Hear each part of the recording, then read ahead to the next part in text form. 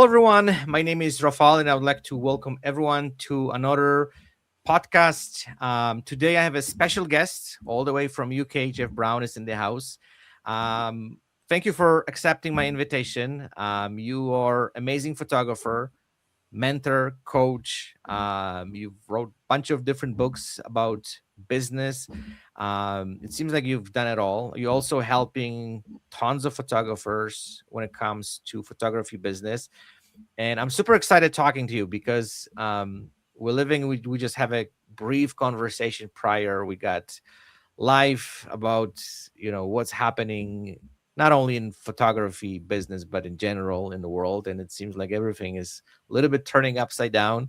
Yeah. So I'm super glad we can talk, and then maybe you can give us some maybe direction, some of your advice, opinions. You've been in the industry for quite some time, um, and also like this market probably in and out. But before we get into this, let's start with, and this is my kind of like opening question all the time. Yeah. How did you even get into photography? Because it seems like everyone has a different journey. Everyone has a different way getting into this. There's people who typically, do something different, and then one of the days they get this all moment. We're like, okay, I want to be photographer, and then the journey starts, and then they think it's easy. It's something that they can handle, but we know it's a quiet journey. This entire industry can really pull every piece of energy out of you, and then it's sometimes it's successful, sometimes it's not, depends how you approach it. So tell me your story about getting into this industry and how this whole thing started in your life. So my first bit of interest in photography came when I was about 14, 15-year-old. I used to do a lot of fishing, Okay. fly fishing, trout fishing. And I actually started out, I failed at school. I was kicked out at school when I was sort of 15, 16-year-old, failed every exam. I was dyslexic. So we're going back to like the mid 1980s when dyslexia wasn't heard of, but I've always been creative. And I used to make fishing flies. I used to go fishing. And you go fishing early mornings, late evenings, see these beautiful sunrises and sunsets. And that got me to buy a camera to take pictures of these sunrises, which never looked anywhere near as good when I took the picture as what it did when I was there. But that was just with a little 35mm compact, and then eventually got into owning an SLR and really, really enjoyed the photography process. And then fast forward, so I had the fishing business from the age of 15 till I was like 26. And then I completely changed direction with my life when I was 27, and I went to join the military. So I went to join the Royal Navy, just on a whim. Just I'd gone shopping for a new shirt and happened to walk past the military careers office and thought, oh, I wonder what this is all about. Walked in and ended up signing up for the military for 22 years in the Navy. Oh, wow. And I only served 9 years in total before I left. But then when I joined the military, I joined as an engineer, and I'd been an engineer for 3 years, and then realized that after about 3 years service, you can do what's called a sidewards entry to become a military photographer. So I applied. It was quite a hard branch to get into because it was only a really small branch. And I got accepted and became a military photographer. So I did all my training as a military photographer in all different aspects of photography, and served for another 5 or 6 years, and also went to work with the intelligence services as an image analyst. So studying satellite imagery and aerial reconnaissance imagery of targets or in selected areas around the world, because photographers were deemed better at that because they had more of an eye for detail. So after about 8 or 9 years service, I decided I want to leave, and I wanted to set up my own business, because I'd done quite a few weddings. I'd done portraits, done people's pets, people's dogs, that sort of stuff. Used to get people coming into the office all the time. Oh, you're a military photographer. My daughter's getting married. Or can you do a portrait of my grandchild? Or will you do some pictures of my dog? So I started realizing you could make some good money from this. So I decided that I would leave and go down the route of setting up my own business. Now, when you leave the military in the UK, you get £7,000 at the time it was to spend on additional training to make you back into a civilian again. So I decided, instead of spending my money on photography training, I'd spend it on business marketing and branding and website design and stuff like that. So I did a series of courses on basically the business element of photography and branding and marketing. And because of that knowledge, that catapulted the business forward. And within 18 months, I had myself and another military photographer who I went into partnership with. We had a 6-figure business and went on to open another 4 photography businesses from there. So it wasn't necessarily our skills as photographers. Yeah, we were half decent photographers, but it was our knowledge and skills in marketing, branding, and communication with potential clients that saw us do really, really well from what we were doing, even though we had less skill in that market than all the competition, because all the competition had been doing what, been serving customers for years, but we've been photographing tanks and ships and people in military uniform. Okay. So let's focus on the business side of it, because I think all these topics related to, gear and all this stuff, I think this is just like, we all know this stuff and there's way more content, but when it comes to business, it's a completely different story. And, we spoke a little bit that one of the biggest struggles photographers facing is whenever they starting turning their passion or hobby into the business.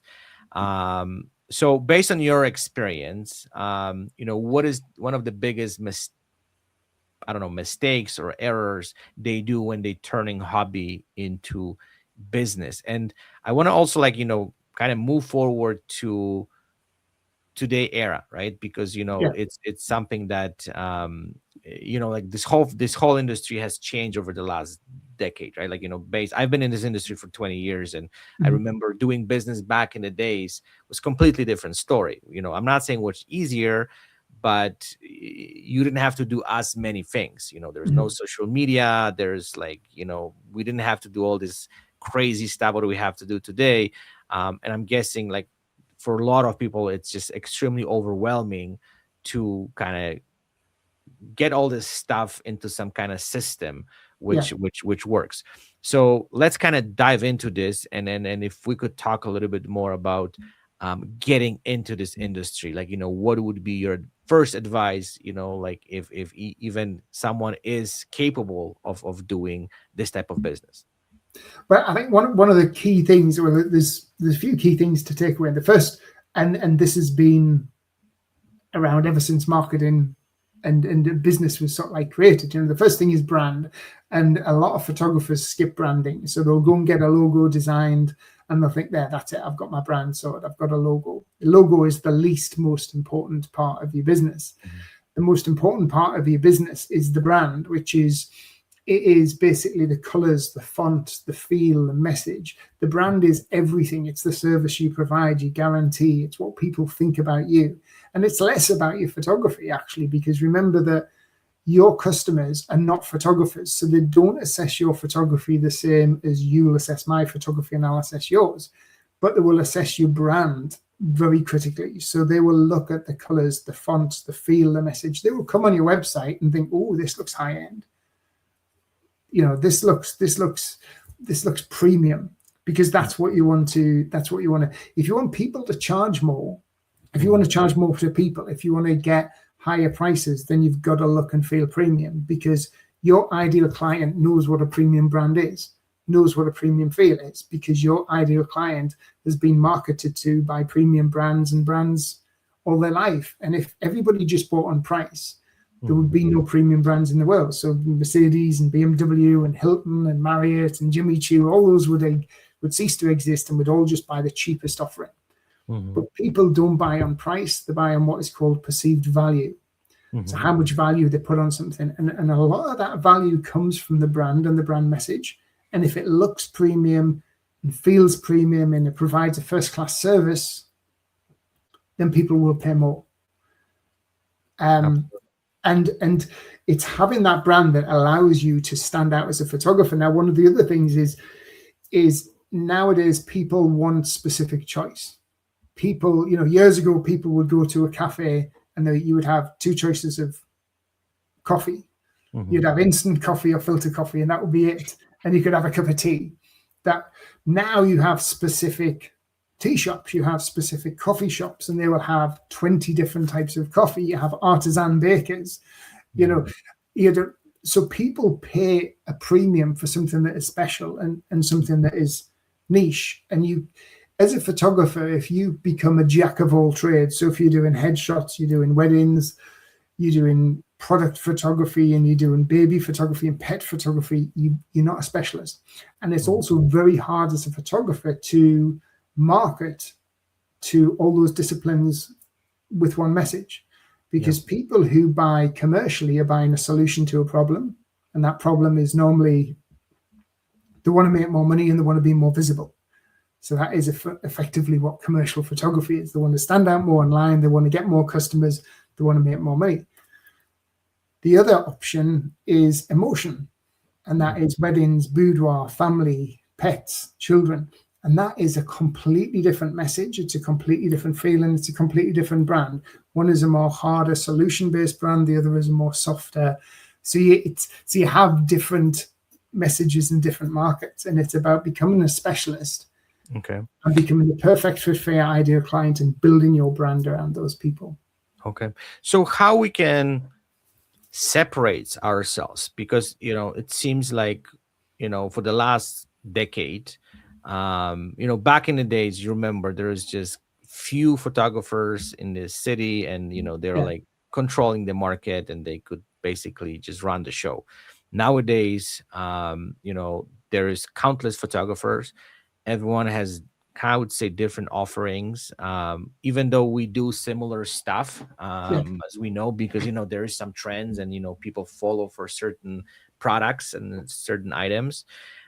So how we can, in your opinion, especially in today's DNA, we can separate ourselves from the rest, or how we can create this unique look, or this, as you said, premium feel to what we do, so the clients are attracted to what we do. And the reason I'm asking about is it's kind of interesting that from one hand, everyone's like, okay, I want to be unique. But then when you look at the broader perspective, and you like compare a bunch of photographers, we do similar stuff, because that's what the client is looking for, and that's what they need for. But at the same time, we need to somehow implement something different, something which is going to separate us, in this like pool of photographers. So what would be your approach and your advice, what we can do to somehow kind of have that own style or uniqueness, and something which going to give us this unique brand, right? And it seems, and I agree with you when you said about this, high-end brands, because they really tailored the way we perceive them, right? They have this specific message, they have these colors, specific, I would say, fonts, specific, kind of things which they do constantly, years in and out, to kind of keep that consistency, right? So what would you advise to photographers to make this something special? So I think one of the things is, first of all, thinking about what you actually enjoy doing, what you like doing, what you enjoy doing, because you've got to... I made a hell of a lot of money from school photography, nursery school photography. So I had 5 photography businesses in the end before I split the businesses up and went on to the mentoring side of things. But, they all brought in a good amount of money. But some of those disciplines I didn't like. I made a lot of money from school photography. But I used to be exhausted photographing kids. And then after 750 weddings over my course of the career, I became fed up with being a wedding photographer. I've shot over 4,000 boudoir shoots. But each one of those had its own website, its own social media, its own brand. It was very different. Now, for example, with the wedding photography, we looked at the competitors. We looked at what everybody else was offering. And we tried to put ourselves in the shoes of a bride. What does a bride want? She wants to have beautiful images, but she doesn't want to be dragged from pillar to post all day. She doesn't want to feel uncomfortable. She wants to have a lovely time with her friends and family. She wants to feel like she's buying something premium. So as opposed to looking at other photographers, to build our brand, we looked at high-end wedding venues, high-end bridal shops, bridal magazines. So we based the colors, the fonts, the feel, and the message based around what those other bigger brands who already serving the type of client that we wanted to get in front of. So our brand was very familiar to that. But the brand was all about them. And we said, we guarantee you love your pictures or your money back. That became something we had a 100% satisfaction guarantee. We said, we guarantee you love the service and we guarantee you love your photographs. And if you don't, you'll have the money back. And we never give a refund in 15, 18 years that we did it. It was all about them. And that brand was completely different than the commercial photography brand that we had. Mm-hmm. And that again was different than the boudoir photography brand. So first of all, think about what you really enjoy doing and what you're passionate about, and then build a brand based around your ideal client type and look at brands that already serve that ideal client, brands that are very similar, and look at their colors, their fonts, their feel, and their message, and then try and pack something into your service that is very, very unique and very different that other people don't do. So if, for instance, you're a headshot photographer, you could say, I guarantee nobody leaves my studio with that headshot that they totally love. Because you think about a client, what's the one big thing a client's going to be thinking about when they come for the headshot? I hope I like it. What happens if I don't like my picture? I don't like being in front of the camera. I feel nervous. So you make a brand about the client. I put you at ease. I coach you. I show you how to pose. And because I shoot live, and you don't say things like shoot tethered because the client doesn't understand that. Yes, I shoot live and you can see images as they're created. We can get feedback. And if you don't like that, we'll change the pose. We'll do it differently. So that when you walk out the studio, you won't have a headshot that you like. You'll have a headshot that you totally love and you can't wait to share online. Mm-hmm. So you make it all about them.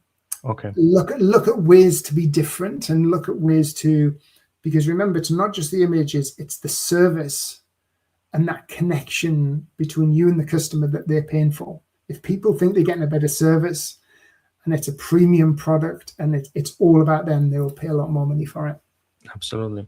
So let's kind of dive deeper into this, and let's talk a little bit more about getting clients into the studio, getting clients to hire us for certain projects.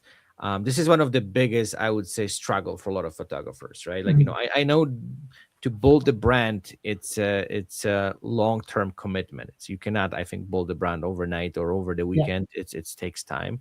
But one of the biggest things what people struggle with is getting the clients, right? Like what I can do to bring clients to my business and, just make this thing consistent, because this is another like a little challenge, I would say, where people kind of like, I have 20 clients, let's say in 1 month, and there's like dead for another month, right? How we can keep. So first of all, let's explore what we can do these days when it comes to bringing the clients.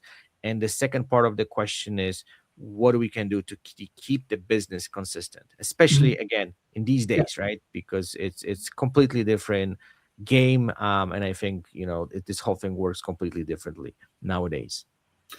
One of the big things, and this is a massive thing that I teach within my program with the photographers I work with on any niche of photography anywhere in the world, because I've got clients in over 25 different countries and all sorts of different niches of photography, from commercials to weddings to ice hockey photographers, food photographers. And one of the big things that I say in the photography world now is visibility is credibility. So I have this saying is visibility is credibility. Credibility leads to authority, and authority provides more opportunity. So visibility is about staying visible online. It's not about doing 10 posts in 1 week and then never going back on Instagram or Facebook or LinkedIn or whatever your platforms are for another 6 months, because algorithms are not loyal to you. Algorithms are loyal to people who create regular content and will serve up your content to people who engage with it. And the other thing is, remember that it's social media. So social media is about being sociable. People want to go on there to be entertained, want to be inspired, want to be informed. You want to make them smile. You want to tell them something that they didn't know. So make it less about you and more about them. Don't create sales posts constantly. There's nothing turns people off more than constantly being sold to. go back to making your social media valuable. So if you're a wedding photographer, you could create content about the best places to get married in your area, the latest wedding trends, top tips for having a successful wedding morning. You can do joint ventures with other businesses that serve that particular niche to help create content. So you become useful and helpful, so that within the wedding industry, you become the go-to photographer who's always creating great, helpful content. People know what you do. If you entertain them and you're visible, they know what you do anyway. So when they need a photographer, they'll come to you. It's been known, liked, and trusted, and being visible. So like within my own business, I've got well over 100,000 followers across my social media platforms, but it's very rare that you see me doing sales posts. I put lots of top tips out there. I also put some personal content out there. Also, I'll share pictures from a holiday. I'll share pictures from walking with my dog or a ride out on my motorcycle. I'll tell some stories. People interact with that, but they know what I do because they only have to go to my profile to see it. But then I'll get a message going, Jeff, I've been following you for the past 6 months. I love what you do. Really interested in jumping on a call because I want to take my business to the next level. They haven't seen a sales post. They've just thought, hang on a minute. I know Jeff because I see him all the time. If I was just posting once a month, even if I had a huge following of 100,000, I would be forgotten about. I'd drop out their news feed. So that visibility is credibility. The more credible you become, the more numbers you get. The more numbers you get, the more authority you have. And the more authority you have, the more opportunity comes your way. And I'm president of the British Institute of Professional Photography, the oldest photographers association, professional photographers association in the world. I've been president of that now for 3 years. That they came to me because I'm visible and I've got that authority. I'm an ambassador for OM System, Olympus Cameras. They came to me because I'm visible. Now, if I hadn't been visible, I wouldn't have got that credibility and I wouldn't have got that authority. Absolutely. It's a long-term thing, but it's about showing up and not trying to sell to people, trying to build that. You're not looking for sales, you're looking for engagement, and you're looking to stay into people's news feeds. So when they go, I need a photographer. Oh, hang on a minute. There's that guy, Dave, who's always posting best places to go with your dog for a dog walk or best dog-friendly pubs. He's a dog photographer, and he posts loads of content about enjoying your life with your dog and enjoying your dog and top tips to get your dog to sit and walk to heel and stuff. So anything that feeds your niche that your followers will like, entertain them, inspire them, be front of mind so they admire you as opposed to just trying to sell to them. Okay. That's a great advice. And I think social media become this like place where everyone try to sell something, right? Yeah. And at least the way we feel it, right? Because it's the advertising, I think, went completely bonkers. Like you go all sorts of different platforms. Back in the days, advertising was just like something that happened once in a while. Now it's just like you got to scroll through advertising to get to this like valuable posts or valuable informations and stuff like that. So let's kind of dive a little bit deeper into this. So I agree 100% with you when it comes to being visible, pushing proper content on social media. So what's the other ways? You said about also, kind of connecting with different businesses, marketing, for all sorts of different similar businesses, which do kind of things which are related to your business.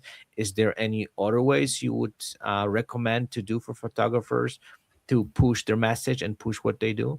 Because, I'm not against social media. I think it's an amazing tool. But I think focusing only on social media is going to get you only to the certain point, right? Like there's still other stuff what we should do in order to market ourselves. Is there any other advices you could share? So, I mean, from the social media element, one thing I would say is look at LinkedIn, because most photographers don't utilize LinkedIn. And that's how you actually approach me. On LinkedIn. LinkedIn is such a powerful platform, and it's a professional platform, and it has very, very low competition. So on LinkedIn, only 1% of the entire billion or so people who utilize the platform create the content. So if you want to get seen quicker, go over to LinkedIn because it has much lesser competition, and the quality of people on there. The average wage earner earns $80,000 per year, so it's high earning people with big disposable incomes. Now, other things to think about is think about people who already serve your ideal client. So when I had the wedding business, I went to a couple of bridal shops, and we created what's called a joint venture collaboration. So they had special vouchers inside their shop that they kept underneath the counter. And after one of the girls had spoke to a bride who tried her dress on, she would say, "Have you got a photographer sorted yet?" "Oh, no, I'm still looking." "Well, I recommend this particular photographer." She'd hand over a voucher, which might be £100 voucher to use against any album package. The girl would write her name on the back, and she would get a £50 commission from me. And I would go in and pay her cash. Now, a young girl who's 18, 19-year-old getting £50 cash every time she refers me and somebody books. I had one girl who had 32 referrals in a year. So it's quite a bit of cash to go into our pocket. But joint ventures only work if you put a lot of effort into it. So we would set up for our portrait photography business. We had a great joint venture with a local family restaurant. And they would hand our vouchers out when people paid for their meal at the end. So it was like a thank you, to thank you for your custom. Here's a £50 voucher to use against the cost of the family portrait at the Rush and Brown Photography Studios. So that is one way looking at people who already serve your ideal client. Another thing to think about is your website content, because search has changed, and search has changed more now than it has in the past 20 odd years. The biggest change for search is happening now, and this is with AI search. And you see this all the time now. Before, it was all about keywords and backlinks, and search engine optimization was a very long, slow, drawn out process. And it was about having all these keywords in there and the backlinks and building it up. And, maybe take 2 or 3 years before you start ranking on page 1 of Google. Now you could set up your business and you can create your website, and you could be ranking on page 1 of Google in 2 or 3 weeks for a specific content, because AI is written for human. AI is trained on human language. So what you want to do is have a website that is totally helpful. It works with Google's algorithm sort of check, which is known as EEAT, which stands for experience, expertise, authority, and trust. So when you don't want a gallery of just pretty pictures, you want a website that has information explaining the whole process, the whole experience, a really detailed FAQ page that answers every single question, like a full page just on FAQs with maybe 15 to 25 really deeply answered questions, because AI search will be looking at those questions when people say, "How soon should I book my wedding photographer?" So if you go onto Google now and you type in "how soon should I book my wedding photographer" and look at the Google listings, the first thing you'll have is the AI summary. And then underneath you'll start to see it's picking these answers from people's FAQ pages and people's blogs, because photographers who are providing content that is helpful are the ones that are getting found. It's not about keywords anymore. It's about answering people's questions on your website. And that is so important. So now you can have you can be starting out and you can be coming up on page 1 if you answer a question exactly, if you providing valuable, helpful content for your client. And that is so important when it comes to websites. 100%. And I know this is one of the biggest transitions right now, right? Where the Google search changed into the AI search. And I think there's going to be kind of massive shift in the next few years. And I agree with you, we need to start looking at what do we do from completely different perspectives. So, okay, so this is actually good time to switch the gears a little bit. And as we spoke prior, we start the podcast, I want to dive into a little bit into the AI. And this is really a hot topic. And I know there's two oppositions. One side is completely optimistic and say, hey, this is fantastic. this is great, this is something which going to completely change the game. But there's all sorts of people who are completely against it, right? And I can see even from my social media where people just constantly, maybe not fight, but you can see there's a tension, and everyone has a different opinion on AI. We've discussed this. Is also this entire technology is progressing so fast that we have a really even hard time to follow up with what's really happening at the time, because the things which we've learned, I don't know, 3 months ago, today they're completely irrelevant. And I'm sure you remember back in the days, this whole photography industry was really, I would say, stable, which means, like we had own business, I'm coming actually also from wedding photography industry, right? Like that's how I started for a decade. And I remember I could put like, couple ads here and there. Most of them, there was like, word of mouth, like I shoot one wedding and people recommend me to somebody else. But nowadays is a completely different game. And I know this whole thing works completely different. But going back to AI, what's your take on it? Like, what do you think about So what's happened, what's happening, and yeah, what's the future is going to look like, especially for photographers, right? Like I know AI impacting like literally every industry. Let's be honest with that.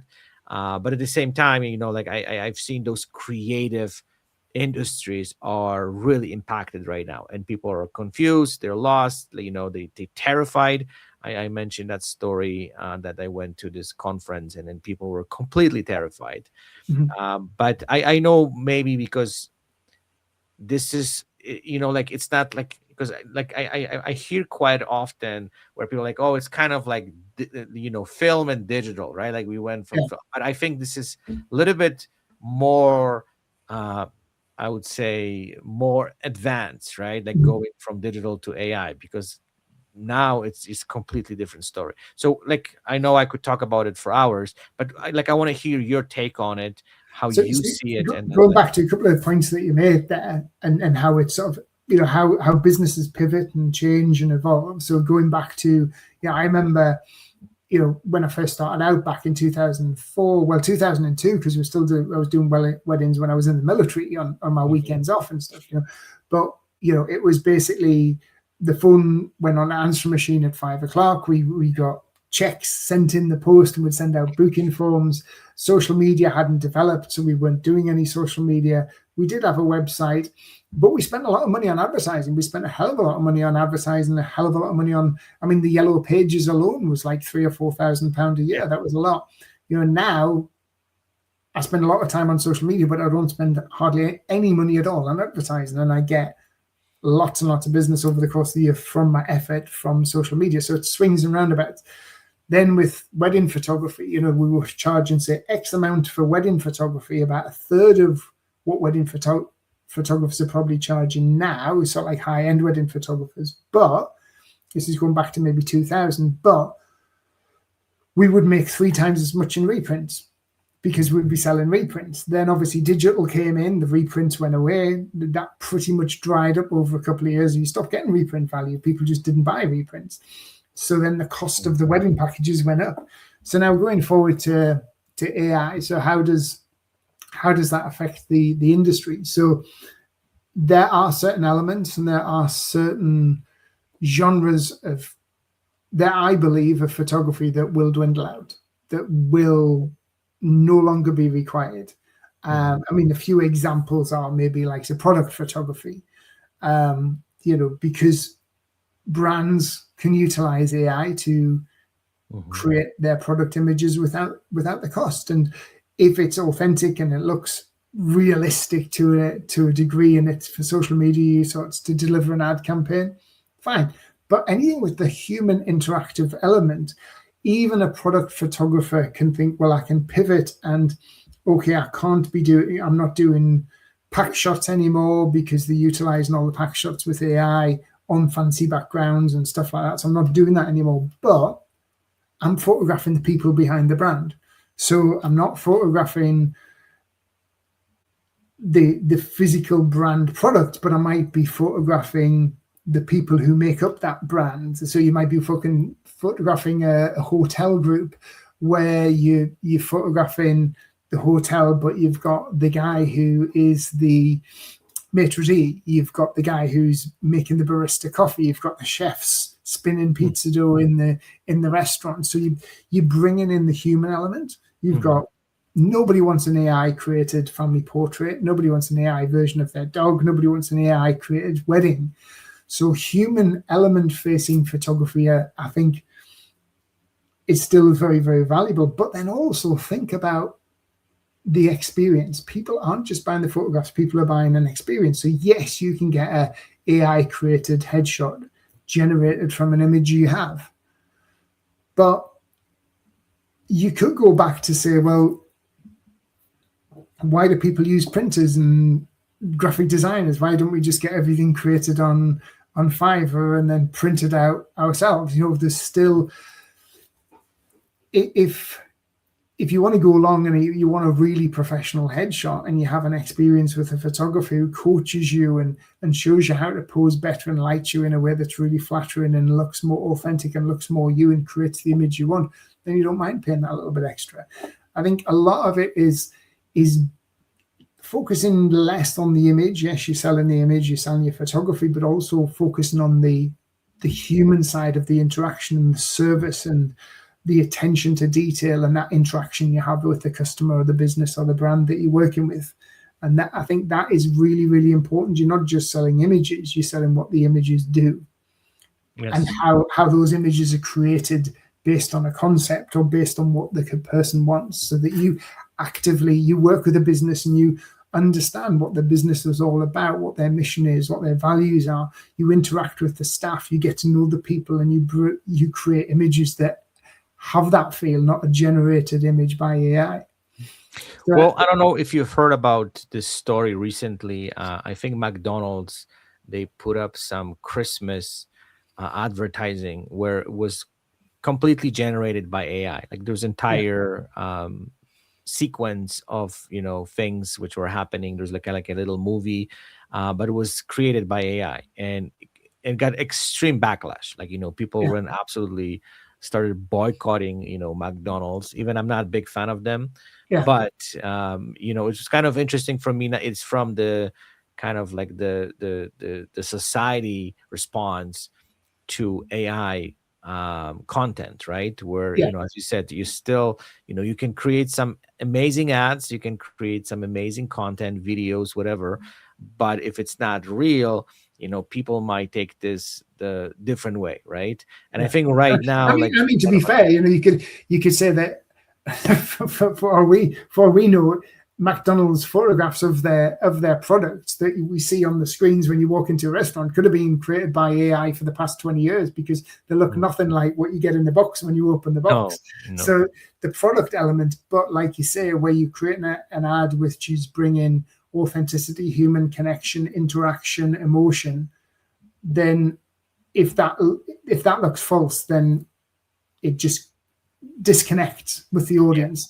And remember, but don't you think, like in general, the advertising? Well, we've been doing this stuff for decades. Like it's not new for photographers to create images which haven't, like, they don't look real because starting from product photography, like I think the difference now is it's much easier and the process is much quicker, right? Like, back in the days, you have to have a studio, you have to have a proper lighting, you have to understand Photoshop, you have to have, like, literally, you have to have all sorts of different skill sets to pull this through. Nowadays, we can just like throw it, say whatever we like, and we can kind of get the image. I think AI still, it's far from doing perfect stuff. Like, I know it comes down to prompts and stuff. But what I want to talk to you about, and I know, like, the question I have, and this is something that it's on my mind all the time. And I know it's a little bit more probably philosophical question, but like, what kind of world we are creating? Because images, they're not going away. Like they're part of our life. Creating probably like billions of photographs every single minute. I've heard, like, the Instagram gets this insane numbers, how much we post and share and all this stuff. But the thing which kind of boggles my mind, like we're creating this really fake world, right? Like nothing is real, and it comes down to product photography ending up with, portraiture and stuff, because we've been doing Photoshop for decades too, right? Yeah. This is like, people are like, oh my god, this picture is fake. But Mhm. if you really think about it, we've been photoshopping pictures for many, many years. And then, Yeah. like sometimes, we pushing to also to this edge where someone is not even looking like themselves, right? Because Yeah. we want to polish and make this whole thing perfect. So let's kind of talk about, like which direction we are going as a, not even like a photo from the photography perspective, but more as a society, like, like, because it's something that like I'm trying to kind of get the grasp on it. And then what's your position on this? I think it's so important to have that human element and that human connection. And even in my own business, so I look at my own business and what I do, and like I say, I work with photographers in 25 different countries around the world, and then I think everybody takes a bit of a blip with the AI thing and think, well, am I going to be needed anymore? Are people going to need mentors, or they're just going to go to Claude or ChatGPT and go, how do I market my photography business? And I haven't seen, because part of my program, what I've done is I've sort of like repackaged my program and re-talked about some of my benefits, and some of the benefits you can have when you work with me is you get that accountability. You get somebody to kick your backside. You get somebody who you can message when you need something, when you need an answer to a question or want to put a quote together. So yes, I'm still delivering all the marketing aspects and the branding aspects, but what I'm selling more in my message is that accountability, that human element, that, I'm part of your team, I'm on your side, I'm there for you. I know that as a photographer, you're working on your own. So I'm bringing that human aspect into it. And I found that my sales are still the same. They haven't dropped off, even though 18 months ago, I remember having a conversation with my girlfriend saying, I don't know how long I've got left doing what I do, and you can say that for a lot of other businesses, not just creatives. You can say that to, solicitors, personal trainers, where people still have a personal trainer, or they'll just have a personal training app. Yeah. But they'll still want that human connection. Yeah. I think that's what is missing these days, right? And I agree with you that maybe if we get so overwhelmed with AI, and then it will be, everything's going to be fake, everything's going to be like polished, and people will start looking the opposite direction for authenticity, for something real, something that they can connect to. That's my hopes. That's what I hope this is going to happen. But I think we are at the stage right now where we just like climbing up to that spot. We're not there yet, because everyone is just like overwhelmed with abilities to create things which we're not able to do before. But at the same time, like, I'm not against creativity and using AI to generate images and all this stuff, because like I do that too, and it's fascinating. But I think the other thing with AI is how AI can help you with your physical business, and I see so many photographers making this mistake. I mean, I don't use ChatGPT, but I use Claude, because Claude is better for the written word and getting a better tone of voice. And what I say is, like, I would never take anything fresh out of an AI inputs. So if you say, "Oh, can you write me a post on this?"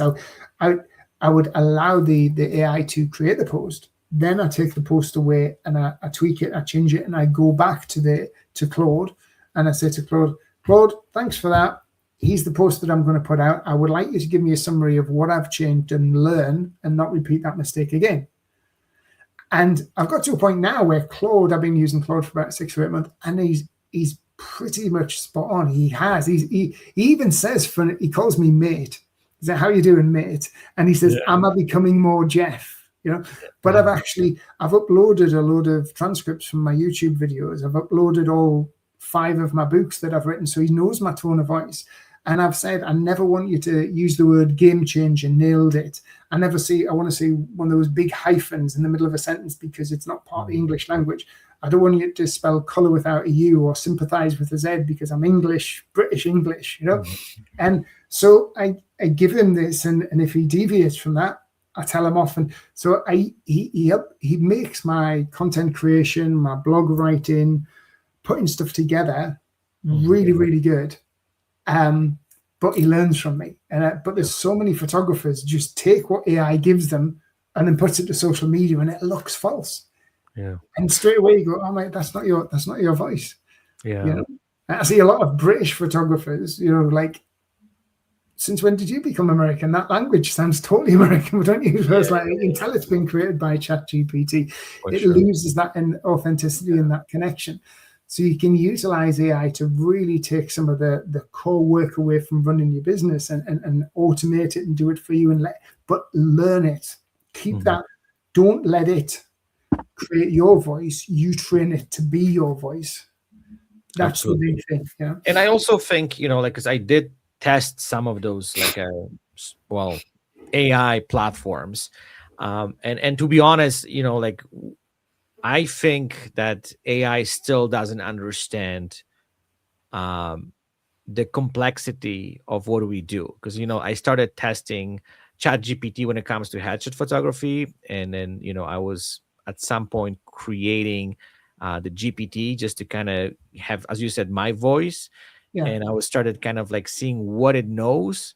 And I can tell you about 80% informations were false.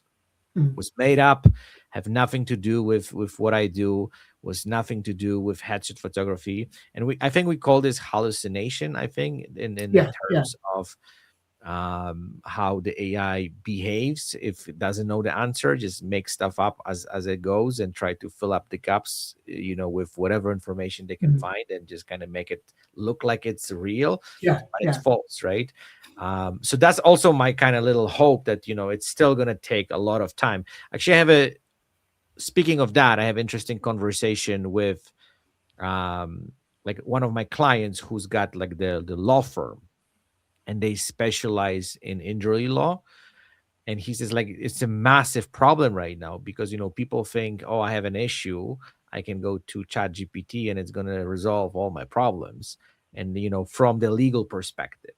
And he says people coming to him and they're like, oh, you know, I just printed off from, you know, ChatGPT and, you know, like I ask all these questions, and he says 80% is false. Like, you know, it's not right. It's completely against the law. It's not how you approach those kind of issues or challenges or how you battle some of those things. It's a completely off the script, but you know, you have to be expert in that field to see it, right? Because average person, you know, like if I'm looking for legal advice at ChatGPT, I don't know if this is telling me the truth or not, right? It's just something that you like, okay, you know what, it looks good, sounds good, but it doesn't necessarily mean it's the right answer, and it's not giving you the right advice. And I think that's why a lot of people, and it also applying to photography, I deeply believe we need to take a step back, because it feels like, you know, like some of those things, they sound perfect, but they're really far from the truth. I always ask Claude if I'll say to him, so Claude, I want you to create a post on answer engine optimization about AI search on Google. I'd like you to create a compelling headline, knowing some of the stuff I've previously wrote about online. I want you to use my tone of voice for this, and I want you to give 4 bullet points with some statistics about the future of AI search, but I want you to give me a reference to where you found all that information in the statistics. So then I go and double check. So if it's like an obscure website, I'm not included, but if it's like from Social Media Examiner, which is a trusted website, and it's a fact that, you know, 60% of search now involves an AI overview, then I'm like, right, that's a trusted source, I'll include that in my content. So I always ask Claude to give me a reference for where he's finding his information from. But I've done a lot of reading up on AI search, on answer engine optimization, also about the future of the industry. A couple of really interesting books. There's one called The Coming Wave. Definitely worth listening to that. It's quite scary as well. but it can be quite positive, and it's from the guy who created Google DeepMind, Okay. and he's now moved away and he's working for Microsoft to actually try and slow down AI.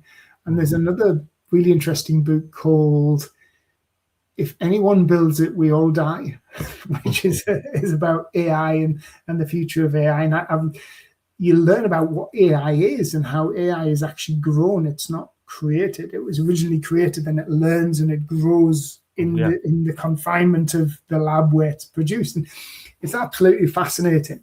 Yeah. And it also allows you to understand how it impacts different areas. But one of the big things it isn't, what it can't do is that human interaction. Yeah. And that authenticity, and that that is what we need to be selling as part of our service. You're not just getting a photographer, you're getting somebody who's going to look after you, who's got your back, who's going to make everything unique for you, who's going to understand your brand, your service, who's going to look after you on your wedding day, who nothing's going to be too much of a hassle. It's all about selling that. It's not just the photographs, it's your guarantees, it's your testimonials, it's the service that you provide. Just go that extra mile. And stand out from the competitors.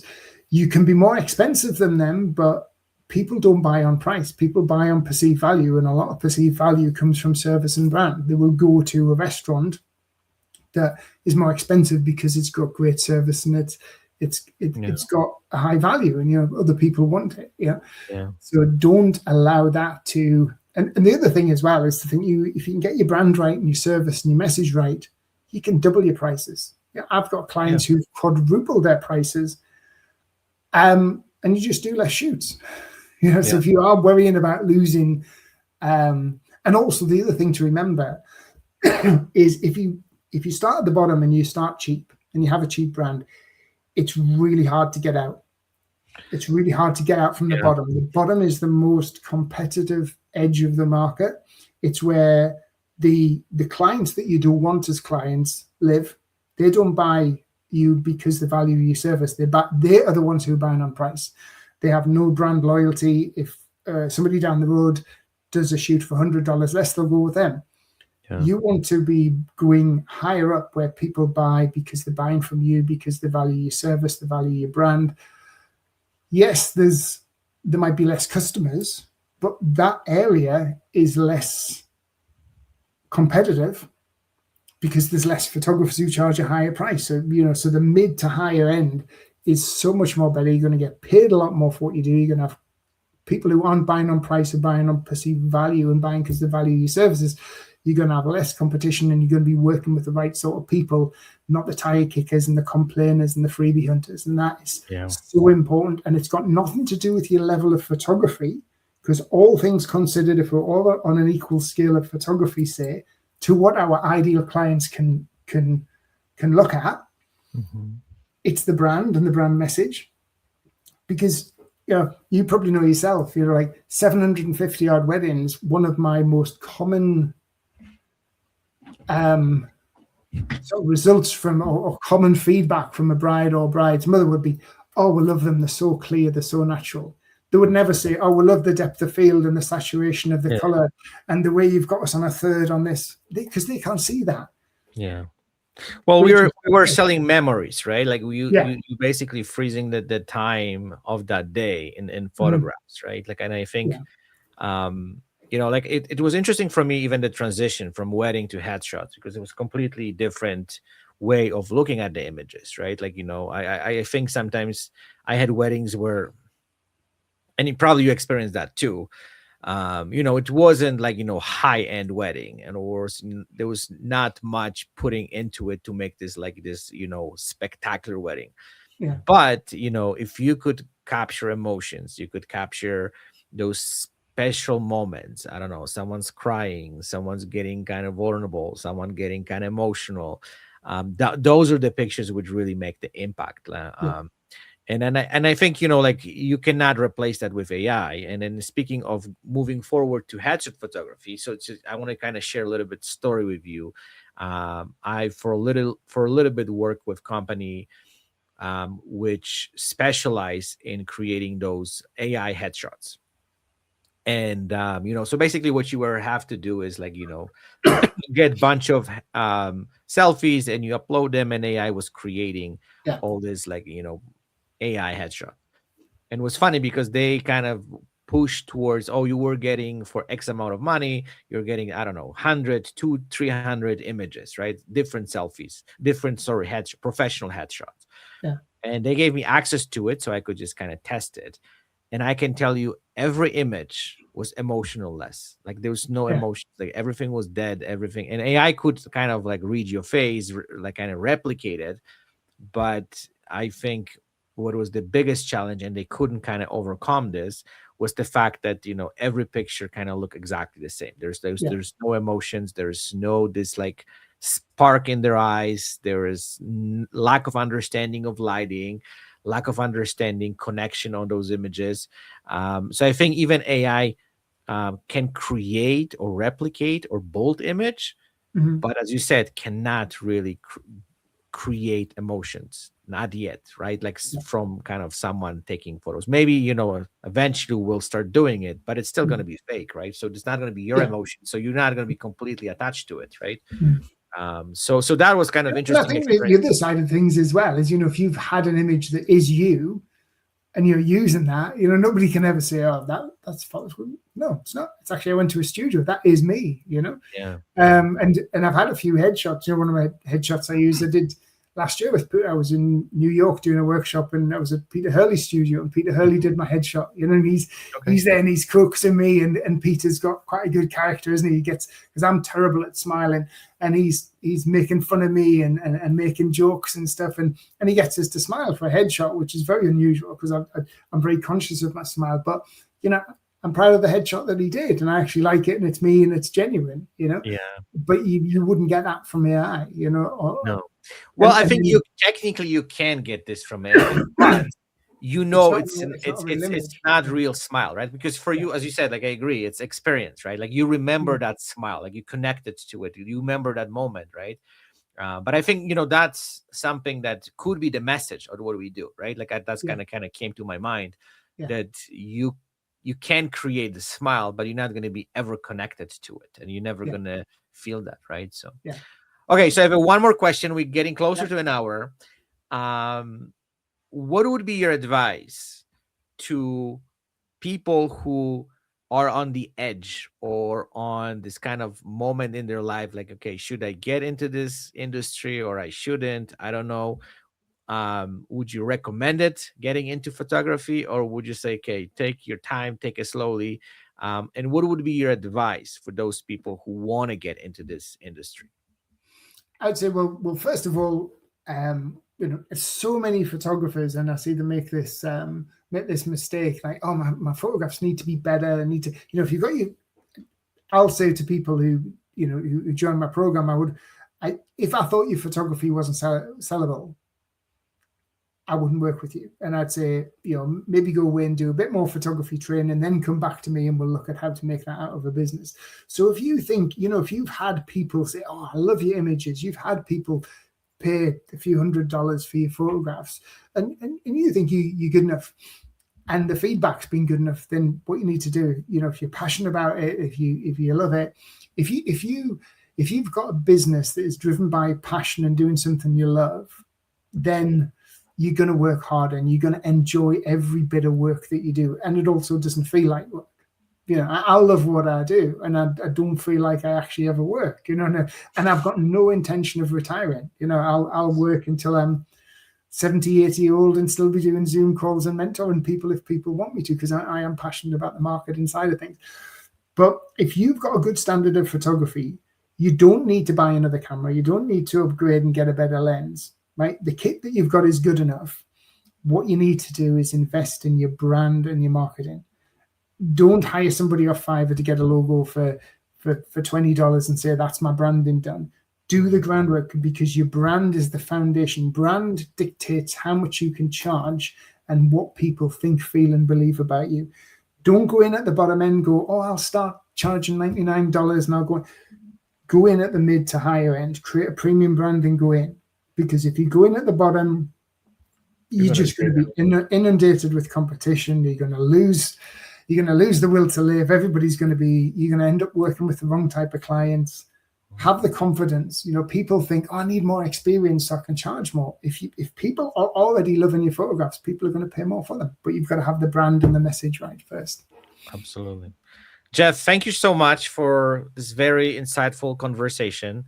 I hope we can get back to it in the next few months. I always try to kind of follow up because, I think we just scratched the surface today. The industry is changing at the front of our eyes. So I think there will be a lot of developments in the next few months ahead of us. I think that this year is going to be extremely interesting because the things are accelerating fairly quick. So we'll see how this whole thing unfolds.